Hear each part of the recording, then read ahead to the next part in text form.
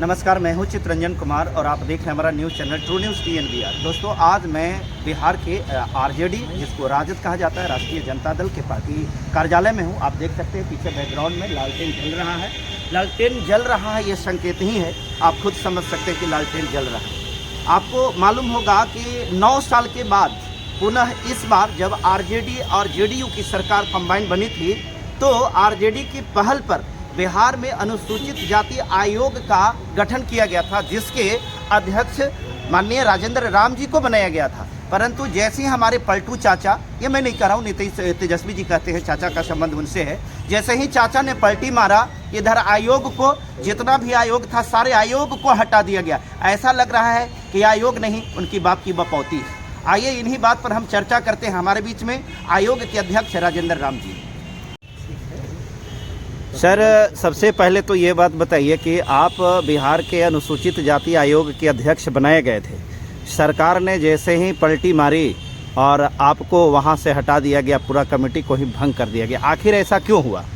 देखिए, आपने स्पष्ट किया, पलटी मारी जी। निश्चित तौर पर लोकतंत्र के दुश्मन और संविधान के जो दुश्मन लोग बैठे हुए हैं, उस वैचारिक ढंग से कभी नहीं चाहते हैं कि गरीबों की भला हो, अनुसूचित जाति के लोगों की भला हो, आम जनों से कोई मतलब नहीं है। यह आयोग बंद पड़ा हुआ था। आयोग जो है गठित करने का काम आदरणीय लालू प्रसाद और तेजस्वी प्रसाद जी के पहल पर यह गठन हुआ और अनुसूचित जाति के रक्षार्थ या तमाम उनके लिए चलाए गए जो लाभकारी योजनाएं हैं, जो बेईमानों के वजह से उन तक नहीं पहुंच पा रहा है, उस योजनाओं को उन तक कैसे पहुंचे, उन पर अत्याचार उत्पीड़न जो हो रहे हैं, उन्हें न्याय कैसे मिले, इसके लिए आयोग का गठन हुआ था। आयोग का टेन्योर 3 वर्षों के लिए है, परंतु जो लगातार अनुसूचित जाति आयोग जो है कई एक जिला में जाकर के अनुसूचित जाति पर हुए अत्याचार, अनाचार, उत्पीड़न के खिलाफ में आवाज़ उठाने का काम किया और प्रशासन के लोगों से कोशिश किया कि उन्हें न्याय मिले या फिर उनके लिए चलाए गए जितनी भी लाभकारी योजनाएं हैं उन तक कैसे पहुंचे, पदाधिकारियों का रिव्यू करने का काम हमने किया। और उतना ही नहीं, जो भी संस्थाएं हैं, चाहे वह आवासीय विद्यालय है, वह छात्रावास है, जो बंद की स्थिति में है, पढ़ाई की गुणवत्ता अच्छी नहीं है, बच्चों को जानवर की तरह रखा जाता है, वहां जाकर के हमने पूछताछ किया और सुधार करने का प्रयास किया। और निश्चित तौर पर मुझे उम्मीद है कि महादलित आयोग भी यह काम करती होगी, जनजाति आयोग भी यह काम करती होगी, अति पिछड़ा आयोग भी यह काम करती होगी। मजे की बात तो यह है, आपके माध्यम से लोगों को बतलाना चाहते कि ये गरीबों की दुश्मन जो पलटी मार सरकार है और आरक्षण और संविधान के विरोधी जो ये भाजपा वाले लोग हैं, दूसरा पहले आयोग नजर नहीं आया। सबसे पहले कोई आयोग नजर आया तो महादलित, अनुसूचित जाति और जनजाति अति पिछड़ा आयोग को इन लोगों के द्वारा भंग किया गया है। निश्चित तौर पर हम यह करना चाहते, अपने लोग को ये समझना पड़ेगा तुम्हें कि तुम्हारा कौन है और किसके साथ तुम्हें रहना चाहिए। लोकतंत्र की महापर्व जब होता है तो कई एक लुभावने बात लेकर के यह आपके बीच जाते हैं और ये बतलाते हैं कि 5 किलो अनाज हमने फ्री देने का काम किया। ये अनाज उनके नहीं, उनके घर की नहीं, यह तुम्हारी हिस्सा है और तुम्हारे लिए हिस्सा जो फिक्स होता है देश के अंदर, उससे यह 5 किलो या फिर 35 किलो अनाज की बात करते हैं। इसलिए निश्चित तौर पर हम कहना चाहते हैं अनुसूचित जाति के साथियों को कि यह तुम्हारे दुश्मन के रूप में बाबा साहब की नीति और सिद्धांत के विरोधी जो सरकार है, जो भाजपा के लोग हैं या फिर पलटी मार जो सरकार है, निश्चित तौर पर आने वाले दिन में सबक सिखलाने की जरूरत है। हम धन्यवाद देना चाहते आप सबों के माध्यम से आदरणीय लालू प्रसाद यादव जी को, जिन्होंने गरीबों को 90 के दशक में बोलने का हिम्मत पैदा किया और बराबर खड़ा होने की हिम्मत पैदा की, हक और अधिकार दिलाने का काम किया। और उसी कड़ी में तेजस्वी प्रसाद यादव जी के पहल पर जो आरक्षण के दायरे बढ़ाए गए, जातीय जनगणना के तहत जिसकी जितनी भागीदारी उसकी उतनी हिस्सेदारी के लिए काम की गई, इन तमाम कामों से घबराई हुई है सरकार, भाजपा के लोग या नीतीश कुमार भी घबराहट में आ गए और निश्चित तौर पर हटने का काम तो किया ही, साथ ही आयोग को भंग करने का काम किया, जिसको नियम के विरोध करने का काम किया।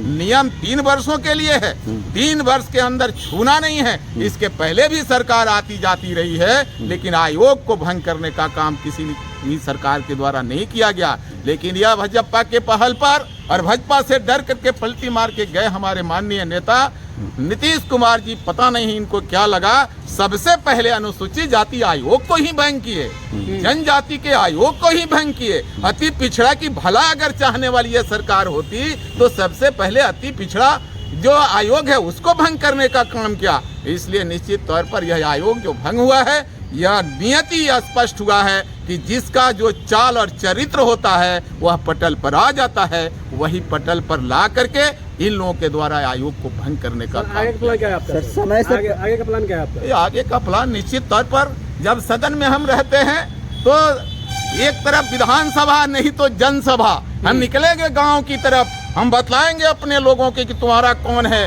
और गैर कौन है, कौन तुम्हारा दुश्मन है, कौन तुम्हारा अपना है, कौन इसकी लड़ाई तुम्हें लड़ना है। और निकलेंगे गांव की ओर और हम अपने लोगों से बात करके निश्चित तौर पर आयोग के माध्यम से जो हमने काम किया और उस आयोग को मजबूत करने का प्रयास, जब हमने कहा कानून और नियम बनाने का प्रयास किया तो उस आयोग को भंग करने का काम किया गया है।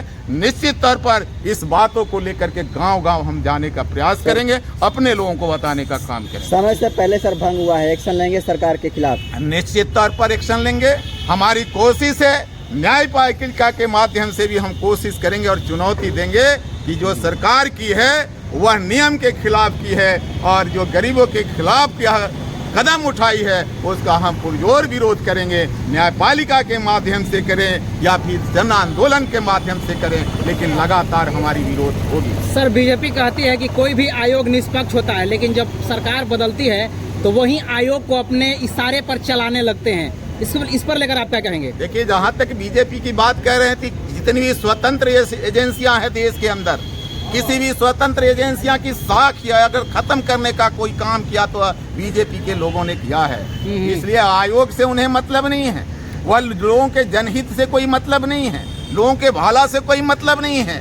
उनको ये मतलब है कि देश के संविधान से मिला हुआ गरीबों के हक और हुकूक जो है उसको ही खत्म करना है। इसलिए वह आयोग को खत्म करवाने। एक महत्वपूर्ण सवाल सर ये है कि नीतीश कुमार जी पलटी मारे हैं, ये तो सबको पता है कि पलटी मारे हैं, लेकिन ये पलटी मारने का वजह जो है, ये वजह लोग पूरी तरह से नहीं जान पा रहे हैं। लेकिन जहाँ तक हमारी जानकारी में है कि भाजपा के जो लोग हैं जो केंद्र में बैठे हैं वो क्या करते हैं कि सबसे पहले ऑफर देते हैं कि मेरे पार्टी में आ जाओ, और जब नहीं जाते हैं तो ईडी सीबीआई का दुरुपयोग करती है। क्या यही मामला नीतीश जी के साथ भी है? देखिए, आपको क्या लगता है? धन्यवाद देना चाहेंगे ये सवाल के लिए आपको जी। एक चीज स्पष्ट है, ये घुटना टेक नेता हमारे लोग नहीं हैं। आदरणीय लालू प्रसाद यादव जी जो सामाजिक न्याय के पुरोधा हैं देश के स्तर पे, वह कितनी हवाएं आई और गई और कितनी धमकियां आई। हमें लगता है उस धमकियों से डर गए होते तो माननीय लालू प्रसाद यादव जी को हरिश्चंद्र के श्रृंखला में रह करके माननीय तेजस्वी यादव जी को हमेशा के लिए मुख्यमंत्री वह मान लेते। लेकिन हम धन्यवाद देना चाहेंगे, आभार प्रकट करते हैं अपने नेता को, लालू प्रसाद यादव जी को कभी झुके नहीं, कभी टूटे के नहीं, कभी रुके नहीं, और उसी रास्ते पर हमारे नेता तेजस्वी प्रसाद यादव जी लगातार गरीबों के सवाल पर लड़ने का काम कर रहे हैं, कभी झुके नहीं, कभी रुके नहीं। और जिनकी बात आप कर रहे हैं, एक झटके में, एक डराने पर जो है वह घुटना टेकने का काम किए हैं। यह देश की जनता देख रही है, बिहार की जनता देख रही है, यह हमारी लड़ाई कौन लड़ सकता है और डर से कोने में सुटक करके कौन भाग सकता है, यह सभी आकलन बिहार की जनता कर ली है। और खास करके हम कहना चाहेंगे बिहार की जनता को और बिहार के मालिकों को कि आपको यह फैसला आने वाले दिन में करना होगा कि कौन मेरा है और कौन गैर है, कौन डरने वाला है, कौन लड़ने वाला है, कौन आपकी लड़ाई को लड़ सकता है और कौन आपकी हत्या वाले हत्यारे के साथ मिल करके आपकी हत्या की साजिश रच सकता है। यह तमाम अंदाजा बिहार की जनता को हो गई है और मुझे लगता है बिहार की जनता समय पर जवाब देने के लिए तैयार है। तो क्या आंदोलन के लिए सड़क पर उतरेंगे आप? निश्चित तौर पर आंदोलन के कोख से पैदा हुआ राजेंद्र राम हमेशा आंदोलन के लिए तैयार रहा है और आयोग के माध्यम से मिला हुआ जिम्मेवारियों को बखूबी जिस तरह से हम निभा रहे थे। मैं आंदोलन के कोख से पैदा हूँ राजेंद्र राम, अपने जितने भी गरीब के लोग हैं उनके लिए आंदोलन के लिए मैं सड़क पर उतरने का काम करूंगा। और उसका तिथि तय नहीं, मैं जिस रोज आयोग से निकला उसी रोज से शुरू है और फिर लगातार मेरा सदन से निकला हूं, सड़क पर आंदोलन चलता रहेगा। चलिए, थैंक यू। बहुत बहुत धन्यवाद सर, थैंक यू।